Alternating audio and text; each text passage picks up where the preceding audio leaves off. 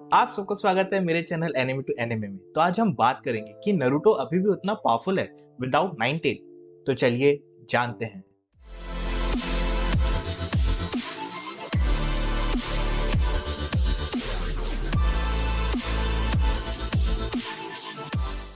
तो after nine tail death काफी सारे लोगों के मन में ये क्वेश्चन जरूर आया होगा कि नरूटो अभी भी उतना पावरफुल है कि इन फ्यूचर में इशिकी जैसे थ्रेट को वो डिफेंड कर पाएगा, और क्या वो अभी भी स्ट्रॉन्गेस्ट शिनोबी है ऑल टाइम।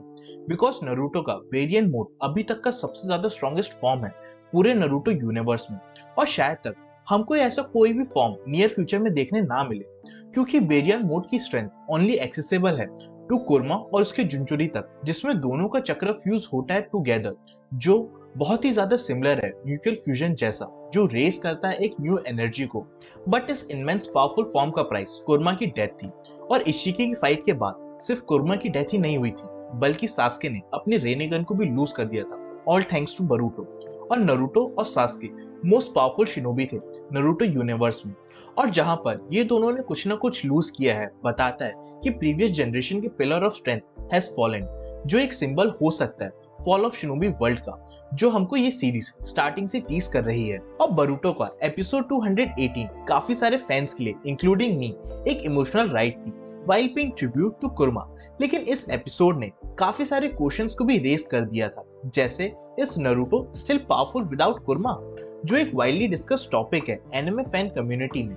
तो इसमें कोई डाउट नहीं है कि कुर्मा इंडीड रीजन था behind Naruto super human strength, और उसके बिना Naruto have lose his go to power जब भी वो पावरफुल ओपोनेंट को फेस करेगा। और यही एक रीजन था कि नरूटो और भी दूसरी एबिलिटीज को यूज कर पाता था। और अब जब नरूटो के पास कोई भी क्यूबी नहीं है, तो हम नरूटो को उसकी फुल एबिलिटीज को यूज करते हुए देख सकते हैं, जैसे six path of sage, toad sage mode, chakra of all tail beast, Hashirama self, creation of all thing and knowledge of all thing.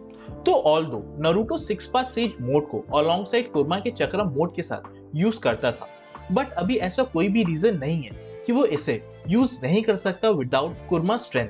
तो जब हागुरोमा ने सिक्स पाथ ऑफ सेज की पावर को नरूटो को ग्रांट किया था, तो उसने अनलीश किया था मैसिव बूस्टर एबिलिटीज को भी, और वो इतना पावरफुल हो गया था कि उसने सिक्स पाथ मदारा के पंच को बहुत इजीली हैंडल कर लिया था, और उसे कुर्मा के चक्र की रिक्वायरमेंट नहीं पड़ी थी। इनफैक्ट नरूटो इसे अभी भी बेसिक फॉर्म में यूज कर सकता है, जो मुझे ऐसा लगता है इनफ है to take down any powerful enemy. और वो सिर्फ सिक्स पाथ ही यूज नहीं कर सकता, बल्कि वो टोट सेज मोड को भी यूज कर सकता है। तो नरूटो ने इसे लर्न किया था टू फाइट अगेंस्ट पेन, जो एक आइकॉनिक मूवमेंट है पूरे एनिमे में।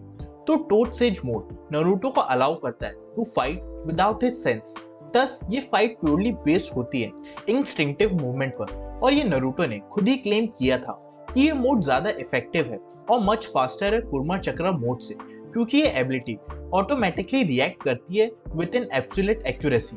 और फर्दरमोर ये अलाउ करती है नरूटो को गैदर करने के लिए unlimited amount of natural energy को, जो इक्वल होता है अनलिमिटेड चक्र जैसे। और उसके पास सिर्फ टोट स्टेट मोड के थ्रू स्ट्रॉन्ग बनने की एबिलिटी नहीं है, बल्कि वो ऑल टेल बीस्ट के चक्रों को भी यूज कर सकता है, क्योंकि जब उसकी फाइट हुई थी डेल्टा के साथ, तो उसने लावा स्टाइल रासेन शुरिकेन को यूज किया था, जो फोर टेल का चक्र है, जो शो करता है कि उसके पास अभी भी एक्सेस है ऑल टेल बीस्ट के चक्रों को यूज करने का। और हालांकि नाइन टेल अब नरूटो के साथ नहीं है, बट उसके पास अभी भी कुछ पोर्शन ऑफ चक्र है ऑल अदर टेल बीस्ट का विद इन हिम, जो पॉसिबिलिटीज को बढ़ा देता है कि नरूटो अभी भी यूज कर सकता है केके गिनकाई रासेन शुरिकेन को।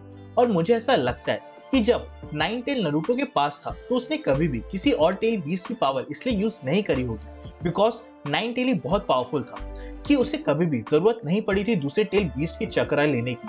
और सिंस नरूटो के पास ऑल टेल बीस्ट का केके गिनकाई है, वो ऑल 5 चक्रा नेचर टाइप्स को भी यूज कर सकता है। और ऑल टेल बीस्ट के चक्रा के साथ ही साथ उसके पास हाशिरामा के सेल्स भी हैं। और आप सबको तो मालूम ही होगा कि हाशिरामा के सेल्स बहुत ही ज्यादा इंपॉर्टेंट है नरूटो यूनिवर्स में, और अगर नरूटो इसे यूज करता है तो उसे ट्रेमेंडस चक्रा बूस्ट मिलेगा। और बिकॉज ऑफ दिस चक्रा उसके पास एबिलिटीज भी हैं to regenerate from virtual any injuries, और हाशिरामा के सेल्स स्ट्रॉन्ग है।